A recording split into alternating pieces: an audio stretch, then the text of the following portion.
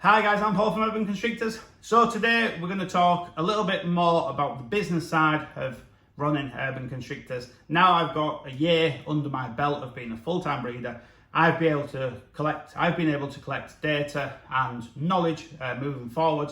So I'm going to share some of that with you today. I'm going to talk about how I realised this room has a lack of racking for certain things. I'm going to talk about how I came to my £100,000 target this year. I'm going to just talk a little bit more about the collection moving forwards. So for those of you who don't like talking about selling animals for profit, you probably won't want to watch this video, so you maybe should click off now and go choose another video to watch. But for those of you who find it interesting, I want a little bit of insight into this because I don't think that many breeders are really giving a little bit of insight. And don't get me wrong, doing this for 1 year, I've still got a hell of a lot to learn. But I've been keeping and breeding these snakes since 2011, so it's not just 1 year. It's 1 year of being a 9 to 5, 7 days a week breeder. So we're going to talk in more detail about that. I'm going to talk about the holes I realised was in Urban Constrictors' future, the problems, etc. I've had to outlay more money to basically make more money because you've got to outlay it sometimes to get it back in. So I really hope this video is of interest or just gives you a little bit of insight into being a kind of 9 to 5 breeder. Because let's face it, the more successful we are, the success breeds success. And at the reptile shows, if we're all walking around super successful, the chances are we're going to be able to sell our surplus offspring to fantastic wealthy homes. And you don't have to be the very, very best. You just have to be in front of a lot of people to be able to move your animals quickly. So if you feel your collection is at the bottom of the food chain, maybe you need to readdress it, maybe minimize your animals, but for more powerful individuals. So you may have 30 snakes, but they're all worth £100 each. And if you want to actually be profitable and have a brighter future to move forward to turn this into a fully fledged business, maybe you need to reduce it from 30 to say 10, but just have more powerful males and females in your collection. Because a £4,000 snake is the same maintenance, both electricity, food consumption, water, everything else, as a £100 snake. So that's one thing I've had to address to move forward. I have from very, very high-end snakes like the pastel leopard clown pie to very, very low-end snakes like a normal female way down here. But she was an African import, bit of a dinker. She's had some interesting babies, so I'll just play around with that project moving forward and probably not get nothing from it. But it should just be fun. It's the fun fact. But I also have some single gene females. So what I've done to move forward to make it a little bit more of a brighter future, more fine-tuned, is I outlaid a ton of money for another custom-built rack from JVK. So this rack is going to be using the Freedom Breeder FB40 tubs. They're as long, I think they're approximately 33, 34 inches long. They're as long as a V70, but they're only 13 inches wide. Now, I know people like Justin Kabelka and Billy Mutation Creations. Justin uses the same tubs.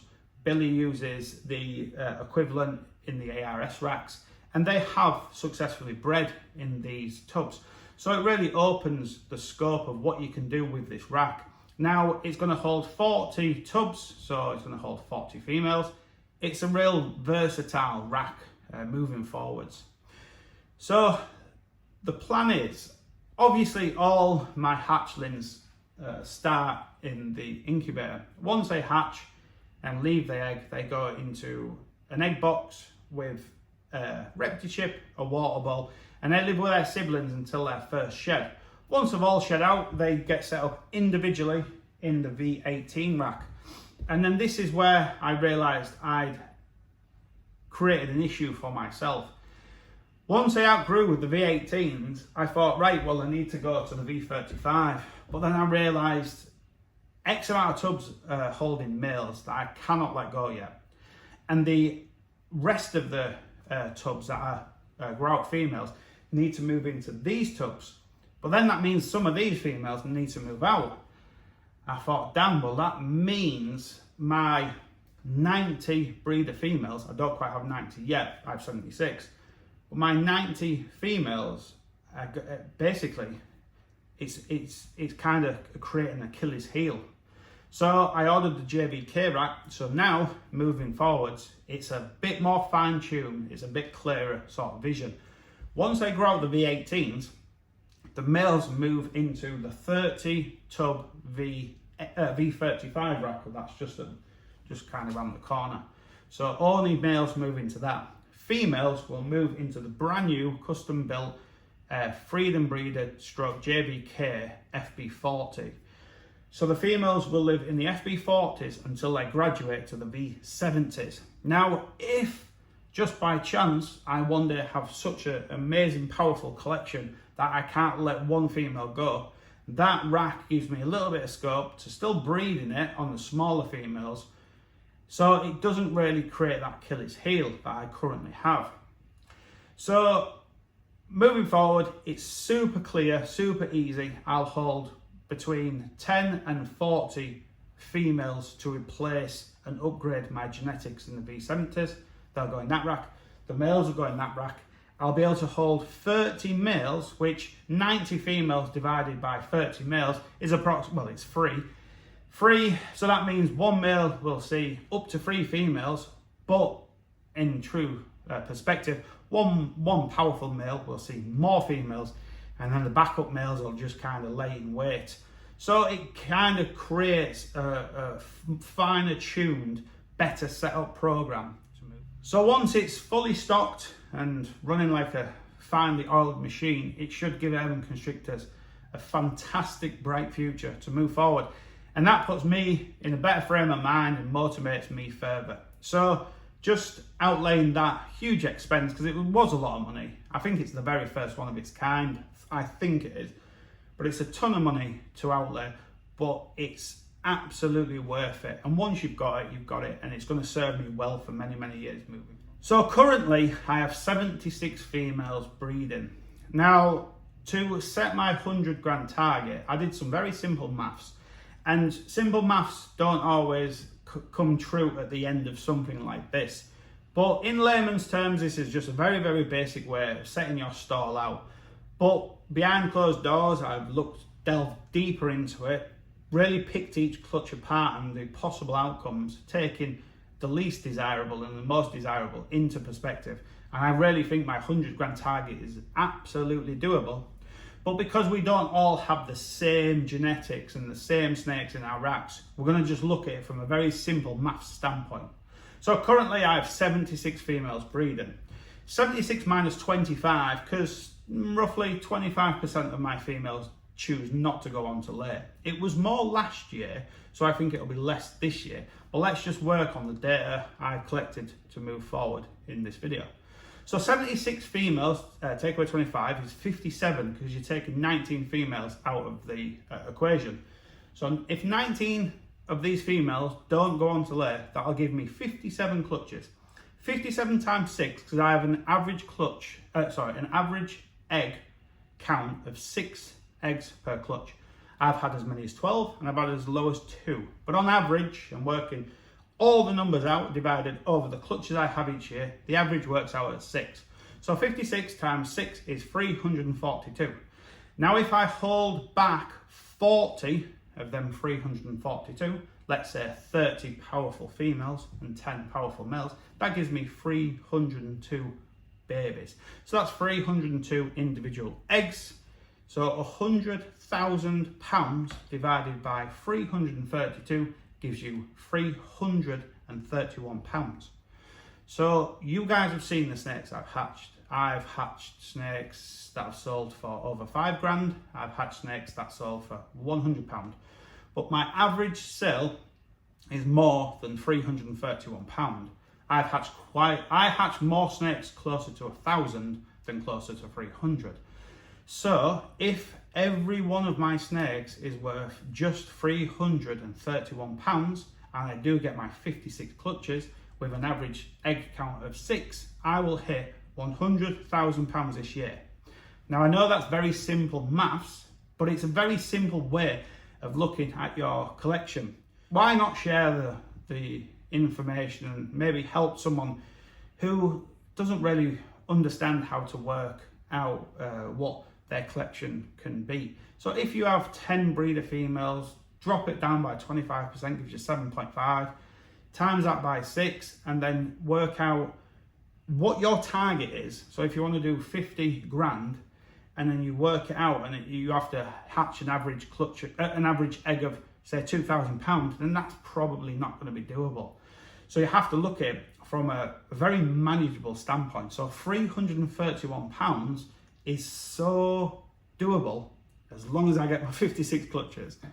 What I created a couple of days ago, because I've now hatched my first clutch, and I am above, because I worked the sums out, I'm above my 331 pounds per egg, simply because there was 8 babies and most of them are worth over that £331. One's worth considerably more, so she's picked up the slack for the ones that are worth a little bit less.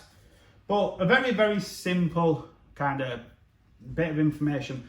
Now I know people rib me for using pen and paper, but for me, just like a birthday card, writing in it rather than getting one printed by a company and sent just feels a little bit more personal, feels a little bit more hands-on.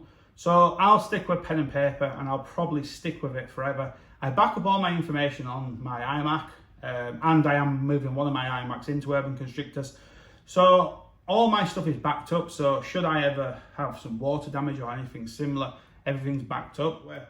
So very, very easy piece of paper to fill out. Dam, so there's your female, there's your male, your season, clutch number, how many eggs, how many slugs. This information moving forward is vital, but this is where you'll kind of take room temperatures and things like that and really fine tune your room. But eggs and slugs, and then babies. I've put 12 spaces because I may have a 12 egg clutch this year. And then baby price. Now, obviously the price is the doom and gloom, iffy subjects that so many people don't want to talk about. But this will give me a good log. I should have put total at the bottom, but I'll just reprint them with total. And then at the end of the year, I just flick through, taking each total down, adding them all up, and then see where I get at the end of the year. If I don't hit my 100 grand, I am completely cool with that, because I do have other incomes, just like most of you have a 9 to 5. So I don't have to hit 100k, but I think 100k is doable, and I honestly think I'll hit it.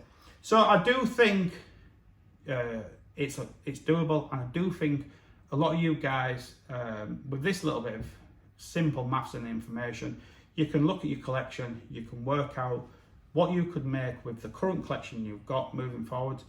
And if it's not where you need it to be to pay for itself, or it's not where you need it to be to potentially make you into a full-time breeder, you can then reanalyze your females and see which are the ones that kind of are letting your collection down, find them a home that they'll be kind of the key players in someone else's collection, and then replace them genetics with new genetics. So you're upgrading your genetics.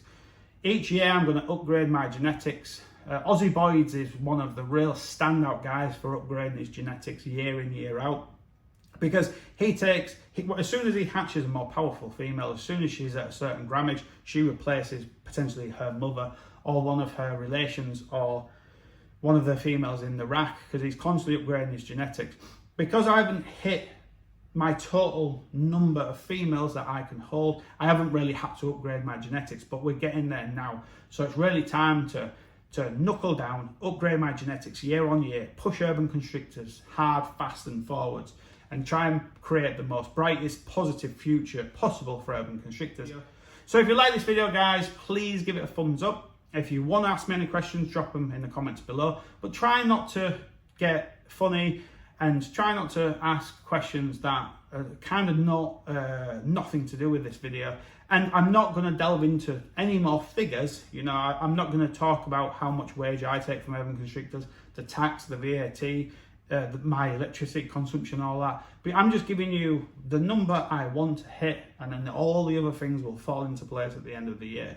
So please give it a thumbs up, leave a comment if you wanna. If you haven't subscribed, please subscribe, because I do videos from cutting to collecting eggs to obviously this sort of thing to just looking at my collection and just having fun. And 2020 is going to be a fantastic season, because when we're not on lockdown, I've got my new rack. Darren Hughes will be coming round, JB, people like that. Fantastic guys in the industry, sharing the love, sharing the positivity, and pushing this industry in a positive way moving forward. So please subscribe, and I'll catch you on the next video. Cheers, guys.